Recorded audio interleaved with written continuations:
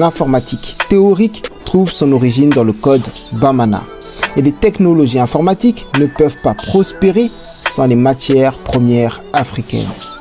Et c'est à ce titre que l'Afrique, et particulièrement la RDC, constitue le passé et l'avenir des sociétés dites développées.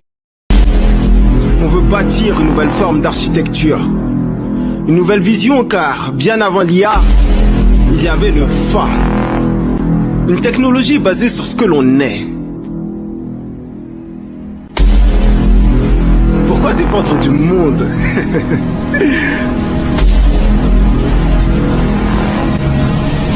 Quand on l'a fait.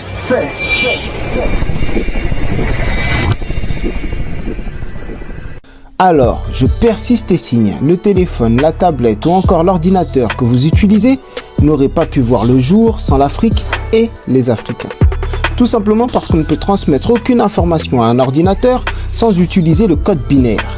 Et comme vous le savez, ce code composé de 0 et de 1 tire son origine d'un code africain plus ancien qui est lui composé de 1 et de 2, le code Bamana. Et cela, je le dis de l'aveu même de celui qui est à l'origine de l'émergence du code binaire en Europe, le mathématicien allemand Leibniz. En effet, il dit lui-même dans son ouvrage De Arte Combinatoria, au lieu d'utiliser une marque ou deux marques, utilisons plutôt un 1 et un 0 et nous pouvons compter en puissance de 2. Par la suite, Georges Boole a pris le code binaire de Leibniz et a créé l'algèbre booléen. Et Neumann a pris l'algèbre de Boole pour permettre le développement de l'ordinateur moderne. Et le code binaire était indispensable, car un ordinateur ne comprend que la présence et l'absence de courant électrique. En associant la présence de courant au chiffre 1 et son absence au chiffre 0, on peut établir un langage qui permet à l'homme de transmettre des instructions à la machine. Donc oui, la plupart des technologies actuelles n'auraient pas pu voir le jour sans l'informatique, c'est-à-dire sans le code binaire, et donc sans le code Bamana, et donc, disons-le, sans les Africains. J'insiste, car il faut bien rendre à Césaire ce qui est à Césaire. Maintenant que cela est dit, intéressons-nous au deuxième volet de mon affirmation, à savoir, les technologies informatiques ne peuvent pas prospérer sans les matières premières africaines. Et pour ce faire, portons notre attention sur un pays qui occupe tristement l'actualité, la République démocratique du Congo. Si on se penche sur les téléphones portables par exemple, ce sont des dispositifs électroniques hautement sophistiqués qui reposent sur une multitude de composants, chacun ayant un rôle spécifique dans le traitement, le stockage et la gestion des données. Parmi ces composants, le processeur est sans doute le plus important, car il centralise et exécute les instructions nécessaires au fonctionnement de l'appareil.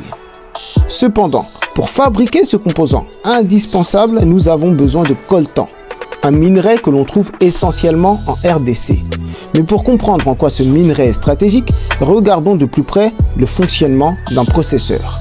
Par exemple, lorsque l'utilisateur effectue une action sur son téléphone, comme appuyer sur une touche, ouvrir une application, etc., l'information codée en binaire va être envoyée au processeur qui va ensuite la traiter et exécuter l'action demandée.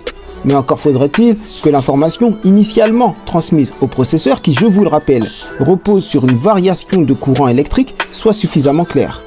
Car la moindre variation non souhaitée pourrait en quelque sorte brouiller le signal. Et pour garantir cette stabilité, le processeur intègre ce qu'on appelle des condensateurs. Ce sont des composants capables de stocker ou de libérer de l'énergie électrique. Mais seulement voilà, tous les condensateurs ne se valent pas et leur capacité à stocker de l'énergie dépend notamment des matériaux qui les constituent.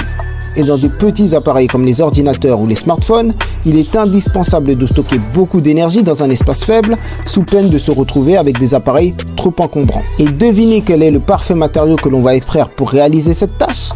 Le coltan. Et oui, les condensateurs des processeurs associés aux téléphones portables, aux smartphones, aux ordinateurs ont besoin de l'extraction du coltan. Je viens donc de démontrer ma seconde affirmation, à savoir que les technologies informatiques ne peuvent pas prospérer sans les matières premières africaines, à travers un exemple concret, celui de la RDC. J'en viens alors à ma conclusion. L'Afrique, et particulièrement la RDC, constitue le passé et l'avenir des sociétés dites développées.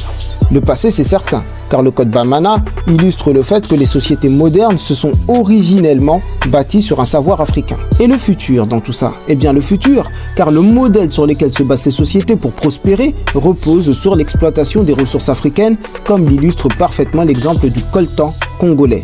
Enfin, ces sociétés sont dites développées. Mais le sont-elles vraiment? La question se pose lorsque l'on voit le génocauste, c'est-à-dire le génocide du peuple congolais pour des raisons purement mercantiles.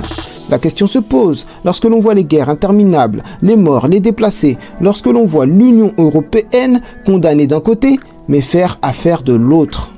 On est tellement choqué qu'on se demande ce qu'est le développement. Oh oui, la question se pose, mais au fond, la réponse est là, sous nos yeux.